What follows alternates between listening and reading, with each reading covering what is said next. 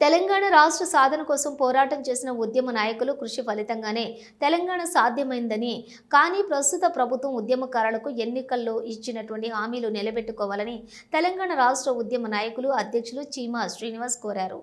పెద్దపల్లి జిల్లా కేంద్రంలోని నందన గార్డెన్లో ఉద్యమ నాయకులు సన్మాన సభ నిర్వహించారు. తెలంగాణ కోసం పోరాడిన ఉద్యమకారులను మరియు ఉద్యమానికి సహకరించిన విలేకరులను సన్మానించారు. ఈ సన్మాన కార్యక్రమానికి ముఖ్య అతిథిగా హాజరైన రాష్ట్ర అధ్యక్షులు చీమా శ్రీనివాస్ ఉద్యమకారులను ఉద్దేశించి మాట్లాడారు. తెలంగాణ రాష్ట్ర సాధన కోసం పోరాటం చేసిన వారందరూ ఉద్యమ నాయకులే. వారందరూ ప్రాణాలకు తెగించి పోరాడిన వారు ఎందరో ఉన్నారని, వారిని ఎలా గుర్తించి సన్మానించి మంచి పరిణామమని అన్నారు. వీళ్ళందరూ కూడా పోరాడితేనే తెలంగాణ వచ్చిందని, ఈ ఉద్యమకారులను గుర్తించి వారికి స్వాతంత్ర సమరయోధులకు ఇచ్చిన విధంగా తెలంగాణ ఉద్యమకారులకు గుర్తింపు కార్డులు జారీ చేయాలని అన్నారు.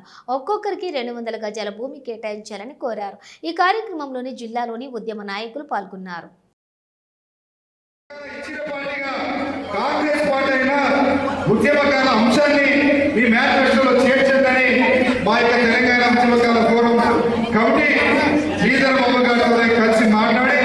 అదేవిధంగా రేవంత్ రెడ్డి గారు మా మల్కాజ్గిరి ఎంపీ ఆయన పిసిసి అధ్యక్షుడు ఆయన్ని కూడా 4 సార్లు కలిసి కాంగ్రెస్ పార్టీని ఒప్పించి మేనిఫెస్టోలో పెట్టించడం జరిగింది.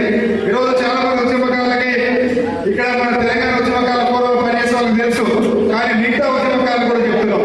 ఈరోజు కాంగ్రెస్ పార్టీ మేనిఫెస్టోలో ఉద్యమకాల అంశాన్ని చేర్చడానికి ప్రధాన కారణం మన తెలంగాణ ఉద్యమకారుల పూర్వం.